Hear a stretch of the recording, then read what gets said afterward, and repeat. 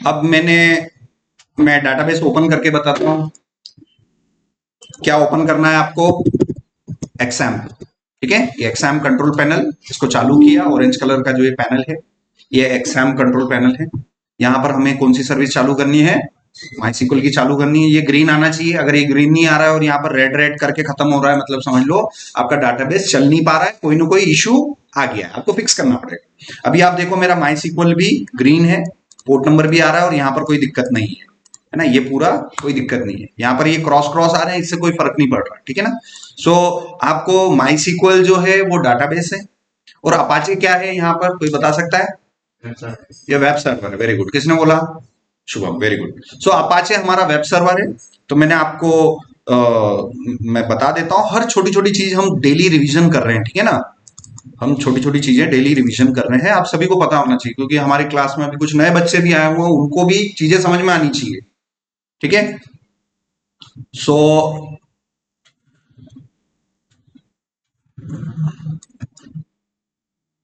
ये जो फ्लो है, ये हमारा क्लाइंट सर्वर आर्किटेक्चर का फ्लो है, ठीक है ना। तो क्लाइंट सर्वर आर्किटेक्चर में एक तरफ सर्वर होता है, सर्वर पर दो सॉफ्टवेयर होते हैं, एक तो वेब सर्वर होता है और दूसरा डाटाबेस सर्वर होता है। तो मुझे एक बैकएंड एप्लीकेशन बनाने के लिए एक्सएम की जरूरत पड़ रही है, यहाँ पर मुझे डाटाबेस की भी जरूरत पड़ेगी और अपाचे की भी जरूरत पड़ेगी। तो मैंने डाटाबेस को चालू किया और मैं शेल पर जाऊंगा। ये शेल, इस शेल को कमांड प्रॉम्प्ट भी बोलते हैं, इसी शेल को हम क्या बोलते हैं? टर्मिनल भी बोलते हैं, ठीक है ना। कमांड प्रॉम्प्ट, टर्मिनल, जो बोलना चाहो आप बोल सकते हो। कि यार मैं कभी बोल दूं कि टर्मिनल ओपन करो, मतलब ये इस ब्लैक विंडो की बात कर रहा हूं। मैं कभी बोलूं शेल ओपन करो, तब भी मैं इसकी बात कर रहा हूं। कभी मैं बोलूं कमांड प्रॉम्प्ट स्टार्ट करो, तब भी मैं इस ब्लैक टर्मिनल की बात कर रहा हूं। तो अलग अलग नाम है। यहां से आप डाटाबेस में एंटर करेंगे, ठीक है ना। ये माइस्क्ल आपकी कमांड है, ये पैरामीटर फर्स्ट है, ये पैरामीटर सेकंड है, ये पैरामीटर थर्ड है ना। तो इनको बोलते हैं कमांड लाइन आर्ग्यूमेंट्स, ठीक है ना। तो जो पहले नंबर पे है वो तो एक्चुअल कमांड है, और बाकी की सब क्या है? उसके पैरामीटर्स हैं, है ना? समझ में आ रहा है?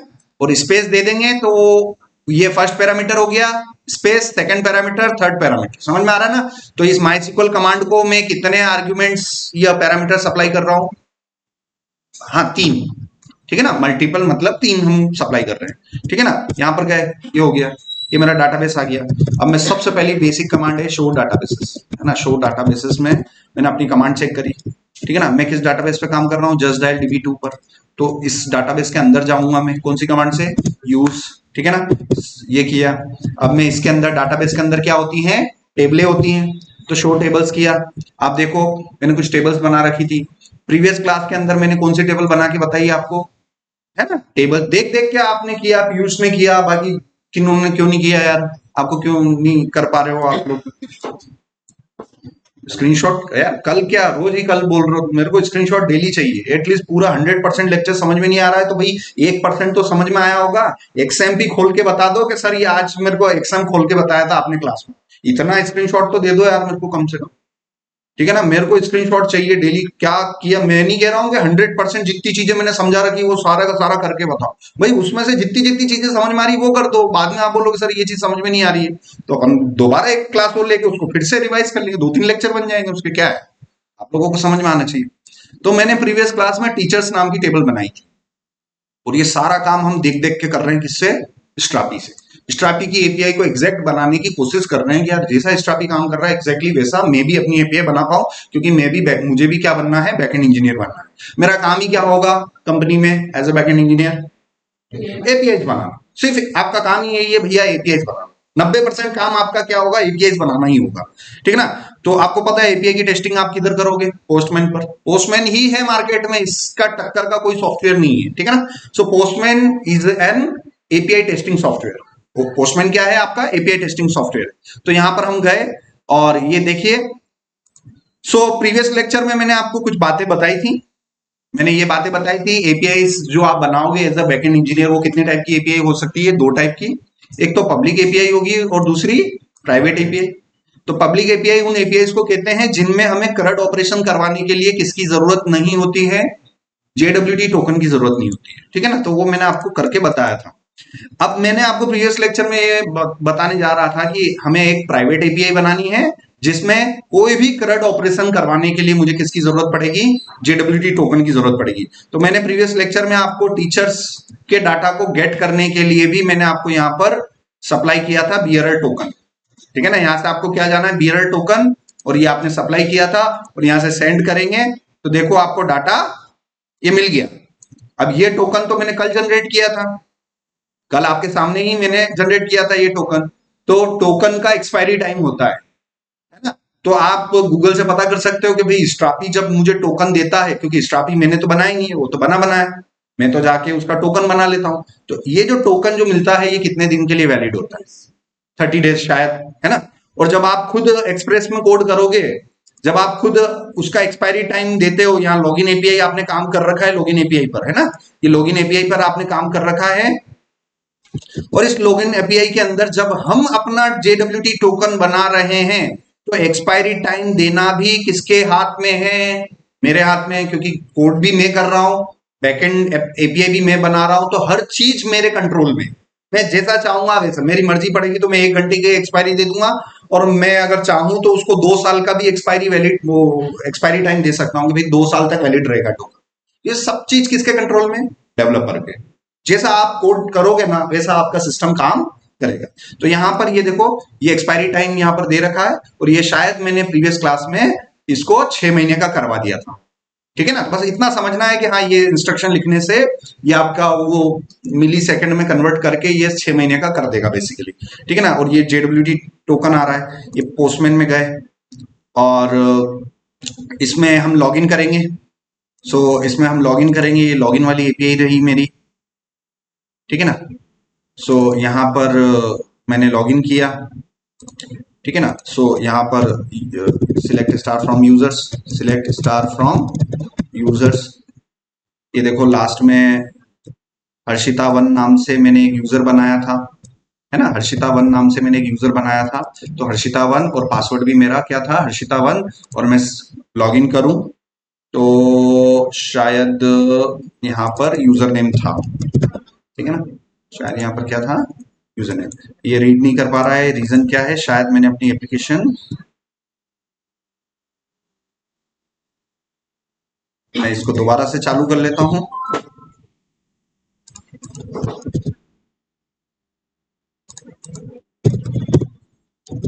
npm start. जैसे मैं npm स्टार्ट करूंगा मेरी एप्लीकेशन चल रही है 3000 पर, पोस्टमैन में गए, लोकल होस्ट 3000, और यहाँ पर हम कोड में भी जाके चेक कर सकते हैं कि यार लॉगिन के टाइम पर हम क्या कर रहे हैं। ये रही लॉगिन की एपीआई, यूजर नेम, और ये एपीआई है। सो ये इनवैलिड क्रेडेंशियल बता रहा है, अब 403 बता रहा है। क्यों, क्योंकि मैंने वैसा लॉजिक दे रखा है, response dot status 403 invalid message. अगर डाटाबेस में ये यूजर नेम नहीं हुआ तो क्या बताना है अपने को, वैलिड यूजर नेम। तो ये रीजन हो सकता है। ठीक है ना, तो एक यूजर रजिस्टर कर लेते हैं। ठीक है ना, सो यहाँ पर मैंने यूजर वन, उसका लास्ट नेम भी यूजर वन है, और यूजर नेम भी यूजर वन है, और पासवर्ड भी यूजर वन है, और मैं डाटाबेस में क्या कर रहा हूँ, मैं रजिस्टर कर रहा हूँ। ये डाटाबेस में रजिस्टर हो गया। आप डाटाबेस में जाके कंफर्म कर लो कि भाई यूजर आया कि नहीं आया, यूजर वन नाम का यूजर आया कि नहीं आया। डाटाबेस में एंट्री आ गई ना, मतलब मेरा यूजर रजिस्ट्रेशन हो गया है। तो अब मैं क्या करवा लूं, लॉगिन करवा लूं, यूजर वन और पासवर्ड भी यूजर वन, और मैं लॉगिन करूंगा।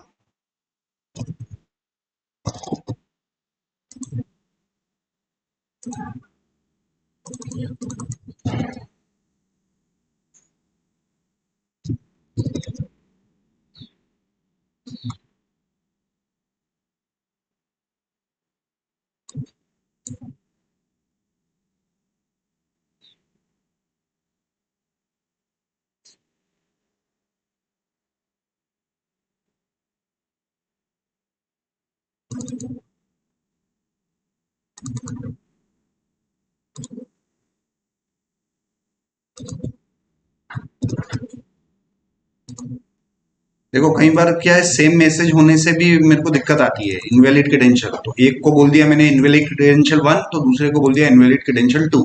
तो लॉजिक में कहाँ आके फेल हो रहे हैं, वन पे आके फेल हो रहे हैं कि टू पे आके, तो पता लग सकता है अपने कोड में। ठीक है ना। तो जैसे मैंने हिट किया तो देखो इनवैलिड क्रेडेंशियल 1 पे आके फेल हो रहे हैं, मतलब मेरा कोड कहाँ फेल हो रहा है, लाइन नंबर 86 पर। ऐसे इन्वेस्टिगेशन का तरीका बता रहा हूं मैं आपको। इसमें क्या दिक्कत है, रिजल्ट नहीं आ पा रहा है, रिजल्ट क्यों नहीं आ पा रहा है, यूजर्स फ्रॉम यूजर नेम, तो ये देखो अनडिफाइंड आ रहा है। अब ये देखो क्यों अनडिफाइंड आ रहा है, ये क्वेरी पूरी डंप हो गई मेरी, क्यों, क्योंकि आइडेंटिफायर ले रखा है और यहाँ भेज के आ रहा हूं मैं यूजर नेम। तो ये तो आपने कसम खा रखी थी कि यार स्ट्रापी जैसा बना रहा है, एग्जैक्टली वैसा का वैसा मैं बनाऊं। तो स्ट्रापी जब पेलोड भेज रहा है कौन सी की भेज रहा है, आइडेंटिफायर और पासवर्ड भेज रहा है। तो आपने भी सेम वैसा का वैसा बनाने की कोशिश कर रहे हो, तो इसलिए यहां पर मैंने कोड में आइडेंटिफायर लिया था, तो पोस्टमैन में भी क्या लेना पड़ रहा है। अब ये आपके ऊपर है कि आप आइडेंटिफायर की बजाय आप यूजर नेम ले हो, तो फिर कोड में इधर जाके चेंज करो। अगर इधर आइडेंटिफायर है तो फिर इधर आइडेंटिफायर लेना ही पड़ेगा, समझ में आ रहा है ना। सो ये ऐसे आपको इन्वेस्टिगेशन करवानी पड़ेगी। ये देखो हो गया ना, तो ये चीजें तो क्लियर मैंने बता रखी। तो this is my जेडब्ल्यूटी token. What is जेडब्ल्यूटी token, Jason web token, Java web token नहीं, जेसन वेब टोकन। ये Jason web token is an authentication token which has a 3 part, a.b.c, header, payload and signature. Every JWT token has some expiry time. Her JWT token का कुछ ना कुछ expiry time होता है, और कितना करना है वो किसके हाथ में है, हमारे हाथ में, ठीक है ना। तो ये जो JWT टोकन है, मेरे कोड के अनुसार जब मैं JWT टोकन को साइन कर रहा था, तब मैंने जाके कोड में एक्सपायरी टाइम वहां फिक्स कर दी, कितने महीने की, 6 महीने की। ये जो इंस्ट्रक्शन है ना, math.flow date now, ये मेरा JWT टोकन इस कोड की वजह से कितने टाइम के लिए वैलिड हो गया, 6 महीने के लिए वैलिड हो गया। आप चाहो तो 6 घंटे के लिए वैलिड करवा सकते हो, 6 मिनट के लिए भी वैलिड करवा सकते हो, 6 सेकंड के लिए भी वैलिड करवा सकते हो। टोटल कंट्रोल किसके हाथ में है, आपके हाथ में है, ठीक है ना। तो मेरा ये टोकन ये आज से लेके जून तक ये वैलिड रहेगा, समझ में आ रहा है ना। अभी मान लो जनवरी चल रहा है, तो ये मेरा टोकन कब तक वैलिड रहेगा, जून तक। जून तक इस टोकन को मैं अपना काम करवा सकता हूँ, जून के बाद ये टोकन काम करना बंद कर जाएगा, इस टोकन से क्रेड होने बंद हो जाएंगे, समझ में आ रहा है। सो इस टोकन को मैंने लिया, और ये गेट टीचर वाली एपीआई मैंने बनवाई थी आपको। यहां पर हम गए, तो ये टोकन जो है हमें काम करना है, ठीक है ना। सो ये टोकन हमें काम करना है। सो इस टोकन को हम बनाएंगे, गेट टीचर वाला, ये गेट टीचर, ये एपीआई रही, ठीक है ना, गेट टीचर वाली एपीआई। ये 1337 कौन है, स्ट्रापी। इस पूरी को कॉपी कर लो भाई। अभी आप बिगिनर हो तो आप पूरा कॉपी देख देख के काम करना है। स्ट्रापी वालों का जो एंड पॉइंट है, एग्जैक्टली उस टाइप का एंड पॉइंट मुझे किसमें बनाना है, एक्सप्रेस में। स्ट्रापी वाला जैसा पेलोड भेज रहा है भाई, देख देख के उसका पेलोड एग्जैक्टली अपने को बनाना है। जैसा रिस्पॉन्स आ रहा है एग्जैक्टली उसको देखा समझा, वैसा का रिस्पॉन्स हमें किसमें बनाना है, एक्सप्रेस में बनाना है, ठीक है ना। तो देख देख के काम करना है। ये कि ये एपीआई का एंड पॉइंट मेरी एप्लीकेशन का एंड पॉइंट रहेगा, मगर फर्क इतना हो जाएगा, स्ट्रापी चल रही है 1337 पे चल रहा है, और हमारा एक्सप्रेस एप्लीकेशन किस पे चल रहा है, इस पे चल रहा है। और मैं इस पे हिट करूंगा तो देखो can not read internal server, ये वो आ रहा है। तो यहां पर देखते हैं app.get, अगर यहां पर app.get है तो यहां पर कौन सी रिक्वेस्ट हम करेंगे, गेट वाली, ठीक है ना। और देखते हैं app.get किया, और यहां से हम देखते हैं और क्या क्या हो सकता है।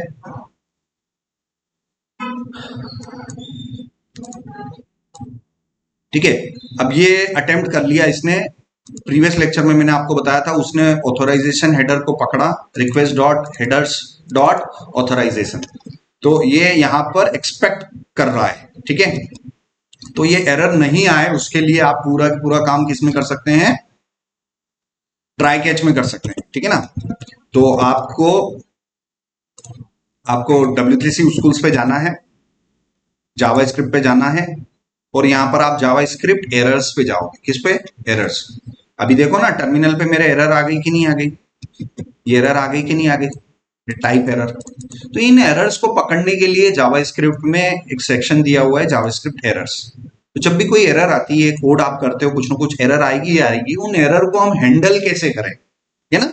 तो उसके लिए फिर आपको हमें एक यूज करना चाहिए try catch statement. Try catch statement किस लिए इस्तेमाल किया जाता है, एरर हैंडलिंग के लिए, ठीक है ना। अगर आपको लगता है कि आपका ये लिखा हुआ कोड एरर फेंक सकता है तो उस वाले कोड को किस ब्लॉक में लिखना चाहिए, ट्राई वाले ब्लॉक में लिखना चाहिए, ठीक है ना। अगर आपको लगता है कि ये जो मैं कोड कर रहा हूं इसमें एरर आ सकती है तो उस कोड को आप किस ब्लॉक में लिखोगे, ट्राई के कैच के, आपको ट्राई में लिखना है, ठीक है ना। तो हम यहाँ पर ये देखो इसने ये स्प्लिट में एरर दे दिया, तो मैं हेडर्स को तभी पकड़ूंगा जब पहले मैं ट्राई कैच ब्लॉक ले लूं, ट्राई और कैच स्टेटमेंट ये आ गया। अब यहां पर ये पूरा के पूरा ब्लॉक मैं यहां पर ले लेता हूं, ये पूरा के पूरा ब्लॉक ले लेते हैं और इसको मैं अपने ट्राई में ले लेता हूं, ठीक है ना। मैंने ट्राई में लिया, ये पूरा के पूरा ब्लॉक मैं ट्राई में ले लेता हूं, ठीक है ना। और कैच में यहाँ पर कुछ ना कुछ कैच में भी लेना पड़ेगा, तो कैच में रिस्पांस दे देते हैं, कैच में कुछ रिस्पांस दे देते हैं 404 और कुछ रिस्पांस दे देते हैं मैसेज, कुछ ना कुछ इस एरर को रिटर्न करवा देते हैं, ठीक है ना। प्रॉपर्टी कॉलन वैल्यू, प्रॉपर्टी का भी नाम वही और वैल्यू का नाम भी वही, तब हम इसको शॉर्टकट में कैसे लिख सकते हैं, ओनली प्रॉपर्टी, ठीक है ना। अब ये सेव किया, ब्राउजर में गए, यहां पर देखो जब जब भी मैं सोर्स कोड में चेंजेस कर रहा हूं मेरी एप्लीकेशन रीस्टार्ट हो रही है, किसकी बदौलत, नोडमोन की बदौलत। नोड मॉनिटर, मॉनिटर का काम क्या होता है, देखते रहना। जैसे क्लास के अंदर आपके मॉनिटर्स होते हैं ना, क्या काम करते हैं, वो मॉनिटर करते कौन मस्ती कर रहा है क्या है, तुरंत रिपोर्ट करते थे सर ये मस्ती कर रहा है। यहां पर भी हमारे पास नोड के अंदर हमने एक ऐसा टूल इंस्टॉल कर रखा है, ऐसी लाइब्रेरी इंस्टॉल कर रखी है जो कि हमारे पर्टिकुलर फाइल को कॉन्टिन्यूसली वॉच कर रहा है, देख रहा है। अगर कुछ भी चेंजेस हुई तो तुरंत एप्लीकेशन को क्या कर रहा है, वो रिस्टार्ट कर रहा है। तो अब यहाँ पर पोस्टमैन में मैं गया और मैंने हिट किया, अब आप देखना अब कौन सा ब्लॉक आ गया, एरर वाला ब्लॉक आ गया। और यहाँ पर देखो कोई दिक्कत भी नहीं आई, मेरे एरर भी थ्रो नहीं किया, मेरी एप्लीकेशन चलते हुए भी क्रैश नहीं हुई, है ना। नहीं तो अगर एरर आ जाती तो एप्लीकेशन क्रैश हो जाती। तो ट्राई कैच ब्लॉक की मदद से मैंने अपने एरर को हैंडल कर लिया, ठीक है ना। अगर आप एरर हैंडल नहीं करोगे तो आपकी एप्लीकेशन क्या हो जाएगी, बंद हो जाएगी, क्रैश हो जाएगी, ठीक है ना। तो एरर हैंडलिंग के लिए आप नोड.जेएस में क्या यूज करते हो, ट्राई कैच। इंटरव्यू में पूछ लेंगे, छोटे छोटे क्वेश्चन पूछ लेंगे, एरर हैंडलिंग कैसे करते हो जावास्क्रिप्ट में, नोड.जेएस में एरर हैंडलिंग कैसे करते हो भाई, सर हम ट्राई कैच यूज करते हैं। किया कि नहीं किया अभी के लेक्चर में, किया ना। तो इंटरव्यू में ऐसे ही छोटी छोटी चीजें पूछ लेंगे, आधे घंटे के इंटरव्यू में तो आपका बेसिक्स कितना पता है वो सारा क्लियर हो जाएगा, सामने वाले को पता चल जाएगा। उसके बाद मैंने प्रीवियस क्लास में स्प्लिट फंक्शन बताया था। तो ये जो आप यहां पर आपने जो एपीआई बनाई, ये जो टीचर्स वाली एपीआई बनाई, आज का ऑब्जेक्टिव हमारा क्या था कि हमें किस टाइप की एपीआई बनानी है, प्राइवेट। तो ये जो टीचर वाली एपीआई है, ये मैं किस टाइप की एपीआई बनाई है, मैंने प्राइवेट बनाई है या मैं बनाने जा रहा हूं। मैं टीचर का डाटा तभी गेट कर पाऊंगा जब मैं उस एपीआई को हिट करते समय साथ साथ में क्या दूंगा, टोकन दूंगा, है ना। इस एपीआई को जब भी मैं हिट करूंगा, ठीक है ना, मुझे आज के लेक्चर में क्या करना है, रीड ऑपरेशन करना है। मुझे टीचर्स का डाटा रीड करना है, तो मैं रीड तभी कर पाऊंगा जब मैं उस एपीआई के साथ साथ में मैं क्या दूंगा, टोकन दूंगा। तो आप पोस्टमैन देखो, इस एपीआई को मैं गेट पे हिट कर रहा हूं, मगर यहां साथ साथ में ऑथराइजेशन टाइप काम कर रहा हूं आज। ऑथराइजेशन में ऑथर टाइप आपको क्या लेना पड़ेगा, बियरर, और बियरर में यहां पर आपको वो टोकन डालना पड़ेगा, ठीक है ना। तो देखो मैंने अभी टोकन डाल रखा है 1 2 3 या 4 5 6 ले लेता हूं, यहां से मैंने हिट किया, ठीक है ना। तो देखो इसने क्या बता दिया, 403। और यहाँ कंसोल लॉग में अगर आप देखोगे तो ये 4 5 6 जो भी मेरा टोकन है वो टोकन मैंने स्प्लिट करवा के उसके इंडेक्स नंबर 1 पर मैंने कर लिया। ये मैंने प्रीवियस लेक्चर में आपको बता चुका हूं कि इसको मैंने कैसे किया था, ठीक है ना। सो आज का काम हमें इसके आगे बढ़ना है। ये टोकन मेरा आ गया है, अब इस टोकन को रियल टोकन से ले लेते हैं। तो रियल टोकन मुझे अभी अभी जस्ट मिला है, ये जो टोकन मिला ना अभी यूजर 1 और यूजर 1 का ये जो टोकन है, और मेरे कोड के अनुसार ये टोकन अभी 6 महीने तक के लिए वैलिड है। इस टोकन को यहां से कॉपी करना है, गेट एपीआई पे जाना है। गेट एपीआई मतलब वो 3000 वाली जो आपकी गेट एपीआई। फिर आपको कहां जाना है, ऑथराइजेशन में। फिर आपको टोकन बीरल टोकन में डालना है और वो पूरा का पूरा लंबा चौड़ा टोकन आपको यहाँ पेस्ट करना है और हिट करना है। और जैसे ही आप हिट करोगे तो आपको कंसोल पे, ठीक है ना, इसको कंसोल भी बोलते हैं, है ना। इस कंसोल पे console, terminal, shell, command prompt एक ही चीज है। वो ब्लैक विंडो जहां से आप कमांडे टाइप करते हो उसको बहुत सारे नाम है, console, shell, command prompt, terminal, कितने सारे नाम है, बहुत सारे नाम है, ठीक है ना। तो अभी मैंने क्या बोल दिया कि भाई कंसोल पे जाओ, तो कंसोल मतलब ये ब्लैक वाला टर्मिनल, ठीक है ना। तो इस कंसोल पे देखो वो जो बियरर टोकन मैंने दिया था, क्या उसको टोकन को मैं एक्सेस कर पा रहा हूं, है ना। कोड के अनुसार मैंने उस टोकन को एक्सेस कर लिया। अब इस टोकन को मुझे क्या करना पड़ेगा, वेरीफाई करना पड़ेगा कि यार ये टोकन सही है कि गलत है, और सही है तो वैलिड है कि नहीं, ठीक है ना। टोकन तो सही है मगर एक्सपायर्ड हो गया, ये भी हो सकता है। या टोकन ही गलत है, दो कंडीशन हो सकती है, तो टोकन सही है मगर एक्सपायर हो गया हो, या टोकन ही गलत है, एक्सपायरी का तो काम ही नहीं।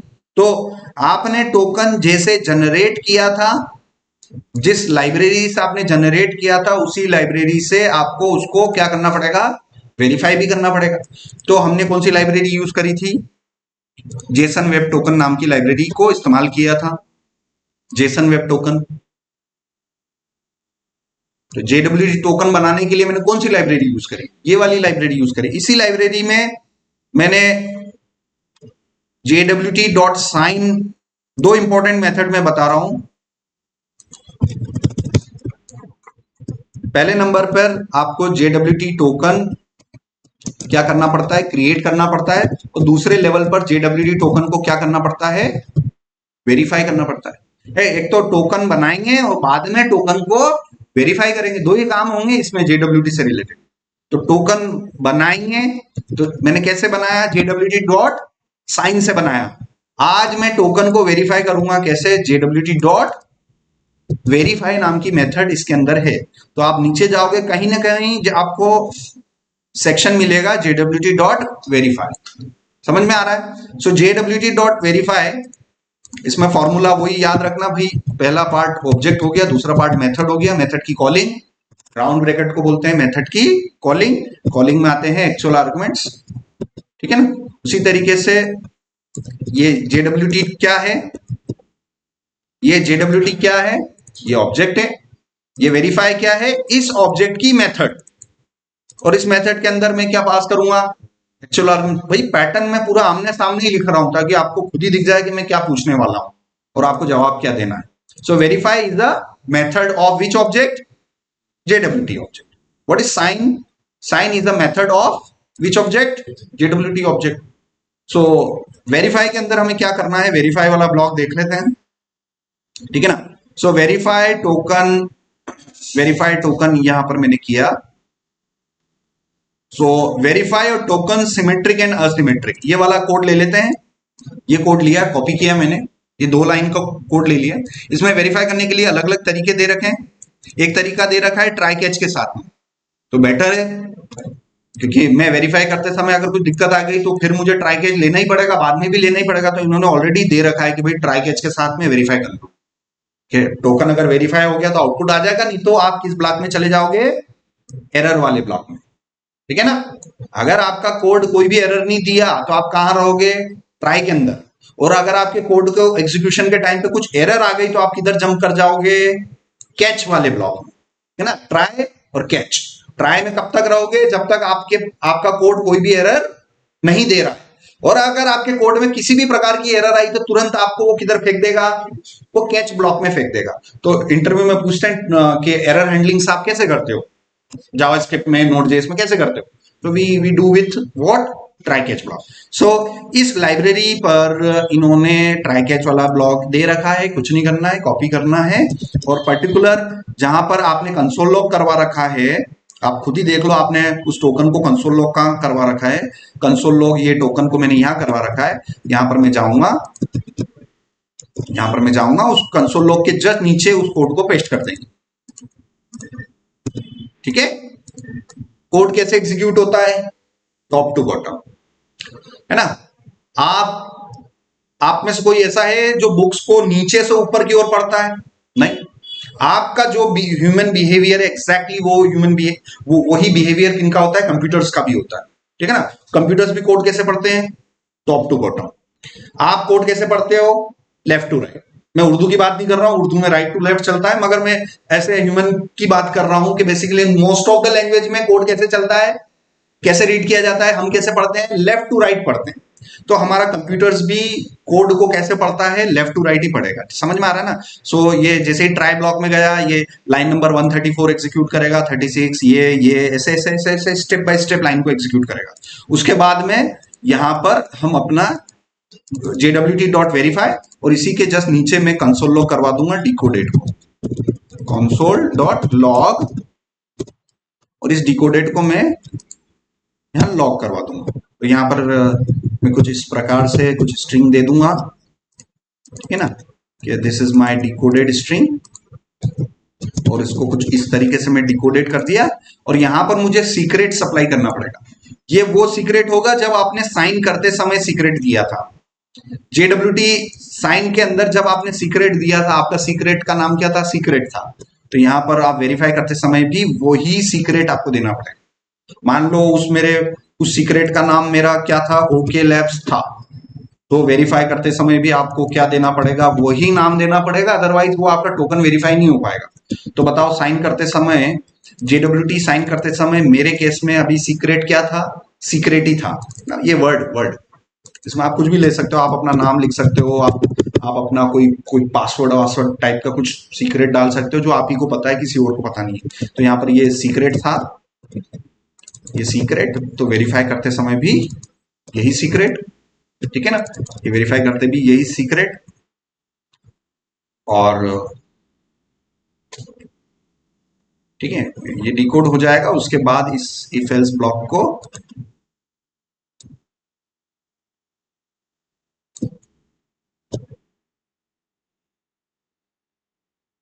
ये डिकोडेड हुआ, और अगर मेरा टोकन वेरीफाई हो गया तो मैं यहाँ पर रिस्पॉन्स ये दूंगा, है ना। टोकन अगर वेरीफाई हो गया और सही है तो ये डिकोडेड आएगा,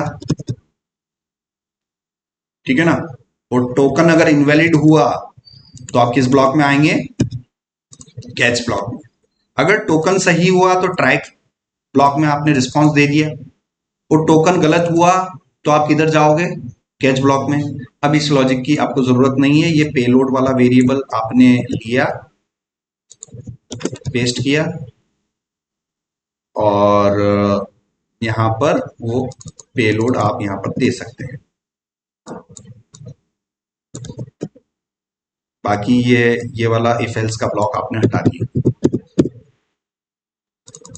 और ये दिक्कत क्यों दे रहा है? ठीक है, अच्छा, ये इसका ब्लॉक है, ये इसका ब्लॉक है, ये इसका ब्लॉक है, और ये हमने यहाँ पर दे दिया। और जैसे ही मैं डिकोड करूंगा तो मैं अपना रिस्पॉन्स दे सकता हूँ। ये हाई मैसेज मैंने दे दिया है यहाँ पर, ठीक है। अब पोस्टमैन में गया, मैंने ये टोकन दिया, देखो हाई मैसेज आ गया। हाई मैसेज आ गया मतलब ये टोकन मेरा सही है कि गलत है? अगर इस टोकन में मैं कुछ भी गड़बड़ कर दूं और मैं हिट करूं तो देखो सेम बिहेवियर आ गया जैसा स्ट्रापी में है। अगर मैं टोकन सही डालूं तो मुझे अपना डेटा मिल जाएगा। अभी हाई आ रहा है, हाई की जगह मुझे क्या लेके आना है? Actual teachers. कहां से? डाटाबेस से। डाटाबेस से पूछूंगा, डाटाबेस से जो रिजल्ट आएगा वो कि वही क्लाइंट को दूंगा, मगर वो भी सारा काम कब होना चाहिए? जब मेरा टोकन सही होगा और वेरीफाई होगा, ठीक है ना। तो इसीलिए मैंने कॉम्प्लेक्स ना करते हुए सिंपल सा मैसेज हाई रिटर्न करवा दिया। हाई मतलब आपके टीचर्स का डाटा। तो जैसे ही आप हिट करोगे तो देखो ये आपका हाई का डाटा आ रहा है। अब इसमें अगर आपने टोकन कुछ भी गड़बड़ दी, कुछ भी टोकन आपने गड़बड़ दी, तो आपको डाटा नहीं मिल पाएगा। और एपीआई का रिस्पॉन्स एग्जैक्टली कैसे आ रहा है? जैसा स्ट्रापी वाले दे रहे हैं। अब स्ट्रापी में आप चले जाओ, स्ट्रापी में मैं लॉगिन कर लेता हूं। ये स्ट्रापी का लॉगिन शुभम के आईडी से मैं लॉगिन कर रहा था, ये मैंने लॉगिन किया। चलो मैं रजिस्टर कर लेता हूं। अब मैं साथ साथ में आपको अपना स्ट्रापी भी ओपन करना है। 1337 इंटर, भाई देख देख के करना है। स्ट्रापी इसलिए बहुत इंपॉर्टेंट है। इसमें जाएंगे कंटेंट मैनेजर में, यूजर्स, देखो शुभम यूजर 1 है ना। अब यहाँ पर मैं एक यूजर और कर लेता हूं, user one, user one, user one, और जो मेरा ईमेल है वो कि वही मेरा पासवर्ड है। अब मैं स्टोर करवा लेता हूं यूजर टू को, और मैं रजिस्टर कर रहा हूं। अच्छा, ठीक है ना, यूजर टू, यूजर टू और यूजर टू, इस यूजर को मैं रजिस्टर कर रहा हूं। हो गया रजिस्टर। अब आप इसमें जाओ, स्ट्रापी में आप जाओ, रिफ्रेश करो, आ गया। इसी से आप स्ट्रापी में लॉगिन करवा लो, user2@example.com, इसी को मैं लॉगिन करवा लेता हूँ।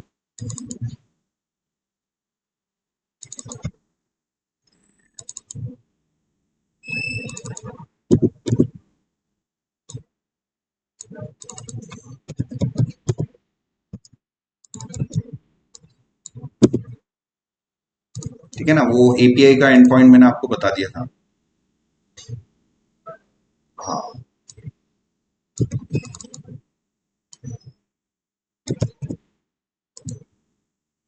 ये देखो, ये JWT टोकन आ गया, कॉपी किया। अब गेट टीचर्स में यहाँ पर गया, ये टोकन मैंने सप्लाई किया बीआरआर टोकन में। बीआरआर टोकन में टोकन, ये टोकन किसका है, स्ट्रापी वालों ने दिया है ना, ये टोकन स्ट्रापी में। और सेम एग्जैक्ट टोकन मैंने भी जनरेट करवा लिया, देख देख के मैंने भी काम किया है, हूबहू वैसी के वैसी एपीआई मैंने भी किसमें बना के बता दी, एक्सप्रेस के अंदर। तो अभी आपको मैं बता रहा हूँ, देखो टीचर के नाम आ गए, अनिल सर आ गया, मिस्टर ए आ गया, और भी कोई आपके टीचर्स हो तो उनकी एंट्री आप स्ट्रापी में डाल सकते हो। ये डेटा आ रहा है। अरे इस टोकन में कुछ भी छेड़खानी करी, इस टोकन में कुछ भी छेड़खानी करी तो आपको स्ट्रापी डाटा नहीं देगा।